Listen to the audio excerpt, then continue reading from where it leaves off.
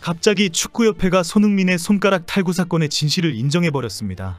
영국 더선의 특종 보도로 알려진 손흥민이 대표팀 후배들과 몸싸움을 했다라고 보도했기 때문입니다.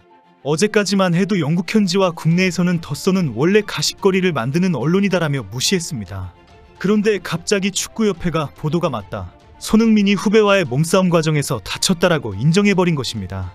현재 영국과 국내에서는 속보로 이 소식을 보도하고 있습니다. 한국 축구가 전 세계적으로 큰 망신을 당하고 있습니다. 특히 손흥민과 이강인이 몸싸움을 했다라는 지적이 기정사실화되어 가고 있습니다. 두 선수는 한국 축구의 미래를 책임질 핵심 선수입니다. 너무나 충격적인 사건이 일파만파 확산되고 있습니다. 그리고 현재 손흥민의 마음이 얼마나 힘들지 가슴이 아플 정도입니다. 이 사건은 영국의 더선이 특종 보도를 하면서 알려졌습니다. 더선은 핑퐁 딩동이라는 제목을 달면서 조롱성 뉘앙스로 보도했습니다. 더선이 보도한 내용은 요르단전을 앞둔 6일 대표팀의 저녁 식사 이후에 몸싸움이 크게 발생했다는 것입니다. 현재 더선과 축구협회가 보도하고 인정한 사건 상황은 자세히 공개되었습니다. 당시 대표팀의 어린 선수들이 저녁 식사를 한 뒤에 탁구나 해야겠다라며 자리에서 일어났다고 합니다. 이때 평소 대표팀 내 단합과 기강을 강조해왔던 손흥민이 다시 자리에 앉아라라고 요구했습니다. 당시 어린 선수들은 탁구하려고 밥을 일찍 먹었다라며 항의를 했고, 이런 과정에 손흥민이 이들에게 쓴소리를 했습니다. 이 과정에서 손흥민의 쓴소리에 덤벼들면서 일부 어린 선수들과 말다툼이 벌어졌습니다. 이 과정에서 손흥민과 어린 선수들 간의 몸싸움이 벌어졌고, 이때 손흥민이 손가락을 다쳤다는 것입니다. 그리고 손흥민은 지난 11일 토트넘과 브라이턴전에서 손가락에 붕대를 감고 등장했습니다. 경기 직후 기자들이 테이핑한 손가락에 대해서 질문을 했습니다. 이에 손흥민은 아시안컵 때 걸려 넘어지면서 살짝 빈 것이다, 이것 말고는 다친 곳이 없다라고 밝혔습니다. 손흥민은 영국에 도착해서 진료 과정에서 손가락이 탈구되었다는 것이 확인되었습니다. 손흥민의 손가락 탈구가 대표팀 내 어린 선수와의 몸싸움 때문이라는 사실도 충격적인데, 더 놀라운 것은 덤벼든 선수가 이강인이다라는 보도까지 나왔습니다. 현재로는 손흥민의 엄지 손가락 탈구가 이강인과 몸싸움을 하면서 발생한 것인지 확실하지는 않습니다. 그러나 국내 언론에서는 이미 이강인과의 몸싸움 때문이라고 제목의 기사가 올라오고 있습니다. 처음에는 대표팀 내 어린 선수들이 탁구를 치고 가려고 했다, 거기에는 이강인도 포함이 되어 있었다라는 보도였습니다.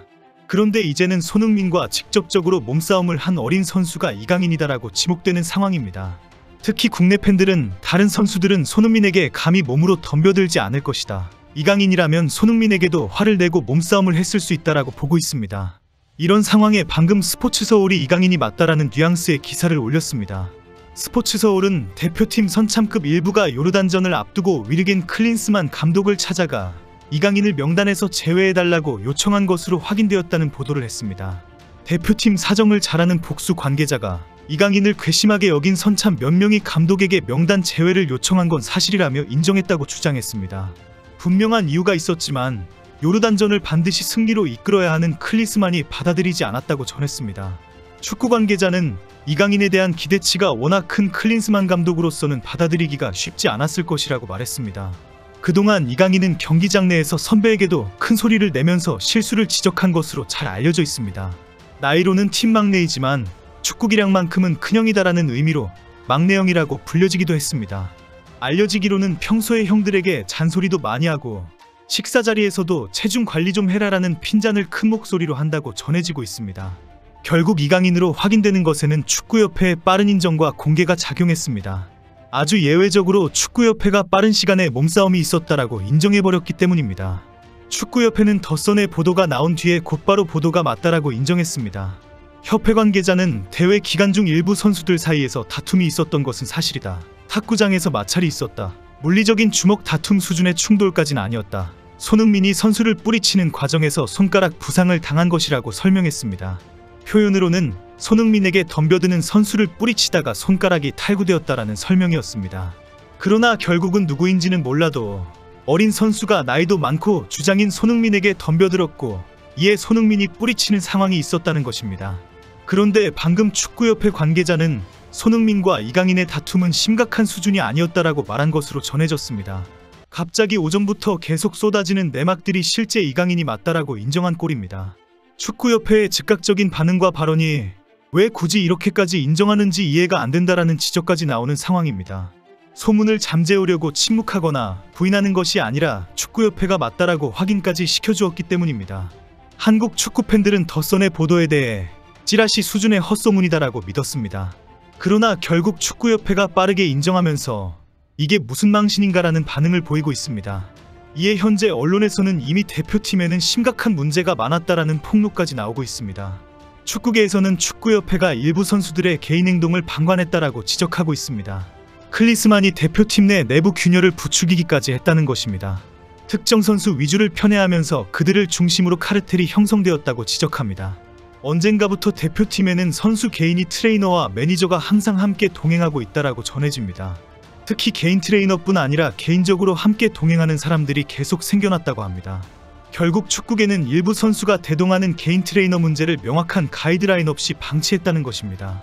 그동안에도 축구 선수들 간에는 연봉이 더 높고 실력으로 더 많은 인정을 받는 선수가 큰 소리를 친다라는 지적도 있었습니다.